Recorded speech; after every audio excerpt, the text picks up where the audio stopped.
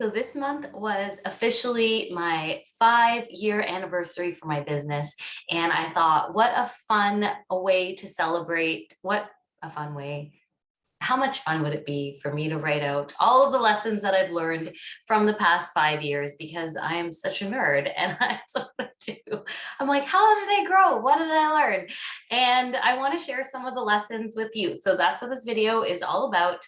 And first and foremost, I just want to thank you for being here, for your support, for being in my community, for watching my stuff, for buying my stuff if you're buying my stuff, for working together.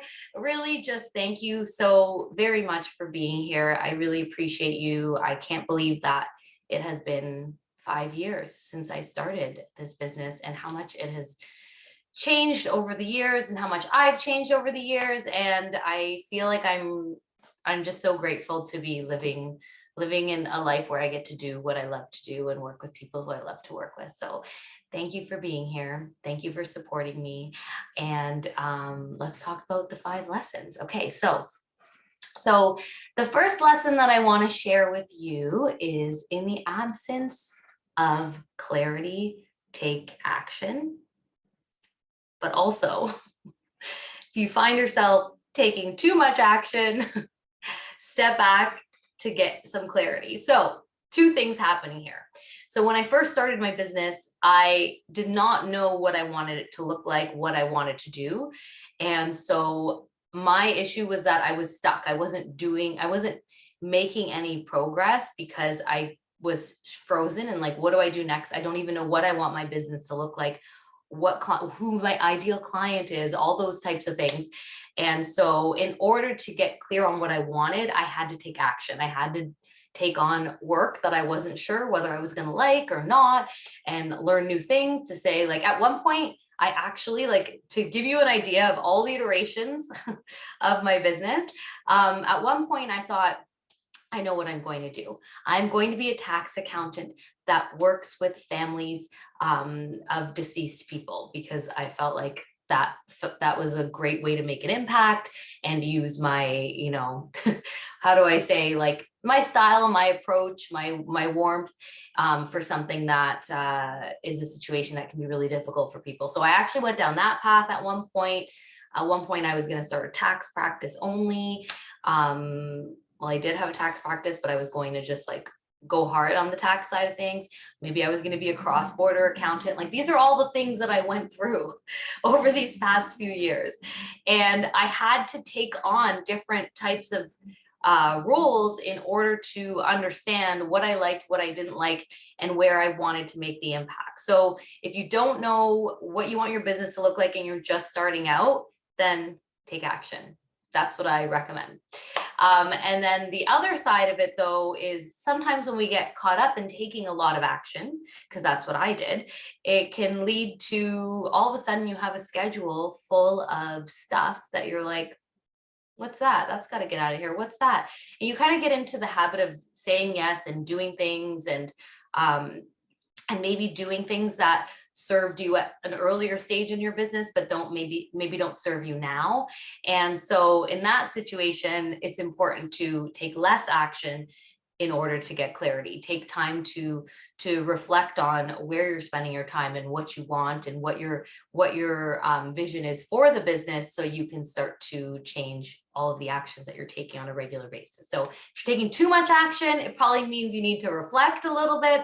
And if you're taking not enough action, then it probably means that you've reflected too much and you need to just get things moving and forget about how you're going to get there and just start doing things. So that is one big lesson.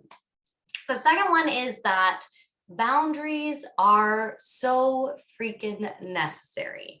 And they are so necessary in order for your clients to get the best experience possible, and in order for you to avoid burnout. This is my own experience. I went through some serious burnout in 2020, and I'm not going back there.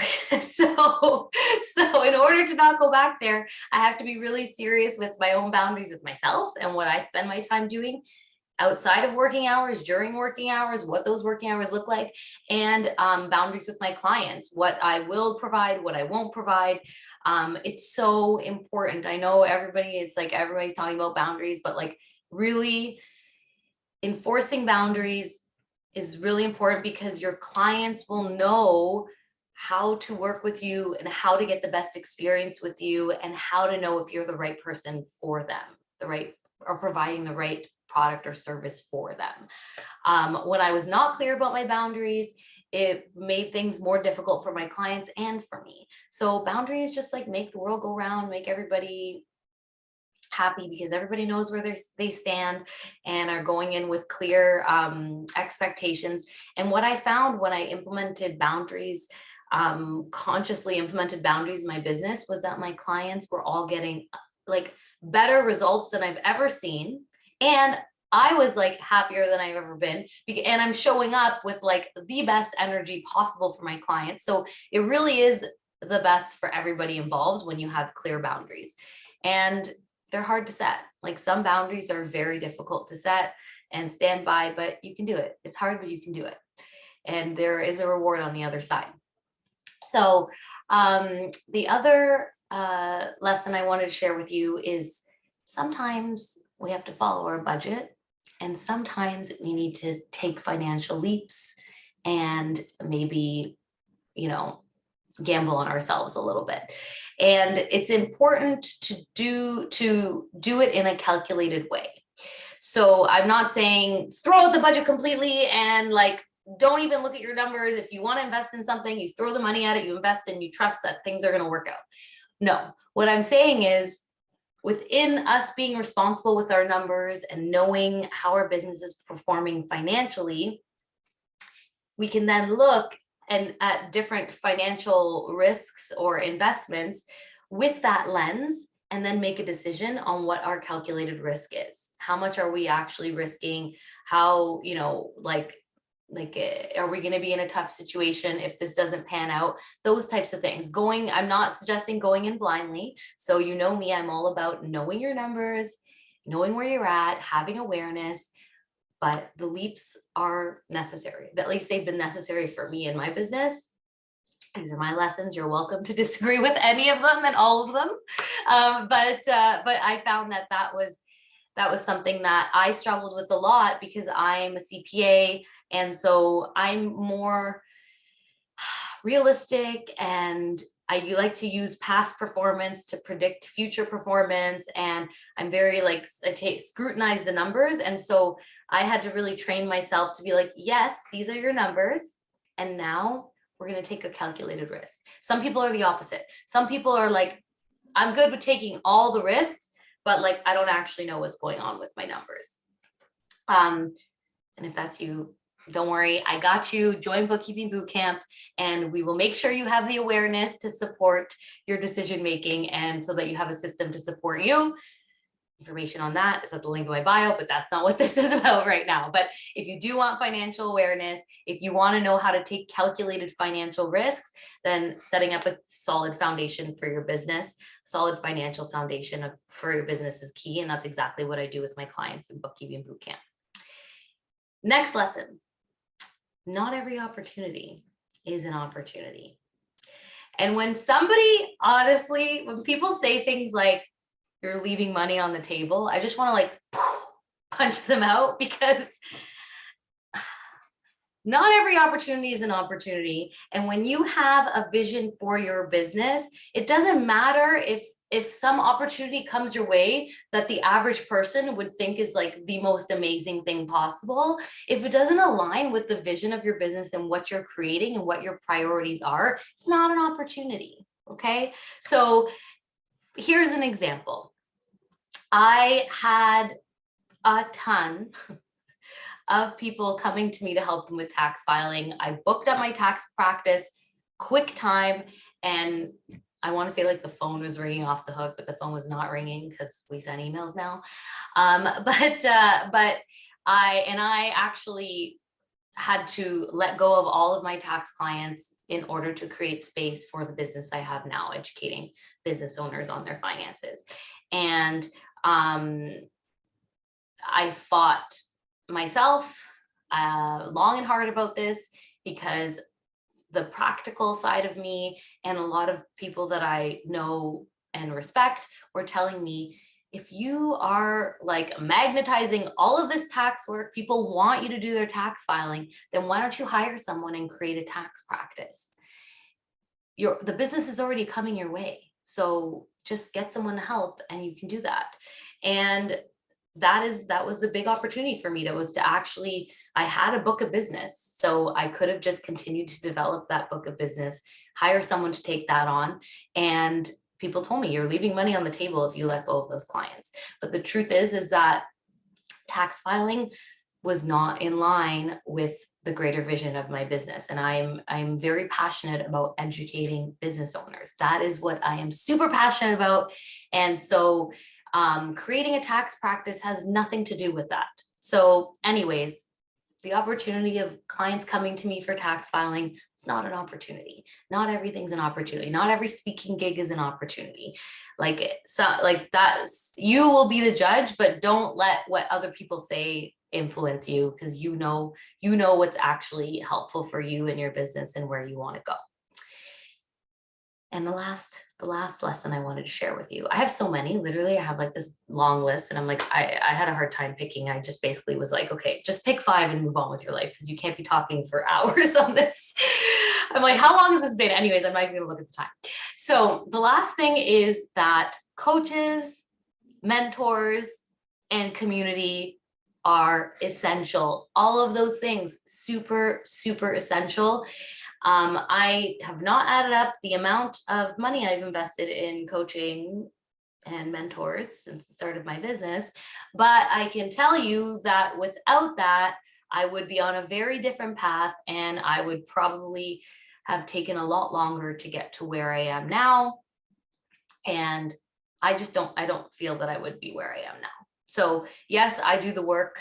I show up, I do the work, but having people around me to bounce ideas off of, to see my blind spots, to inspire me. And then the community part of it, because I don't know if any of you are familiar with being in group coaching programs where you're working with a group of people over a certain amount of time.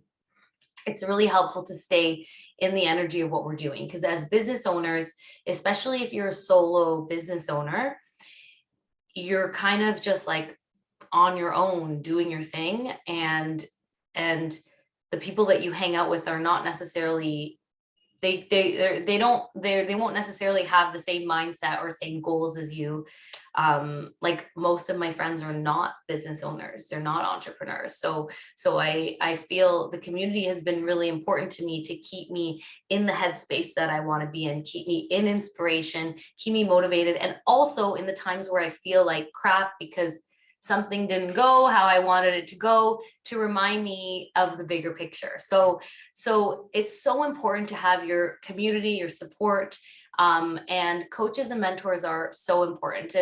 And in every realm, like I think that I've hired coaches to help me with marketing. And they taught me strategies, and some of the strategies I still use now, some of them I don't use anymore.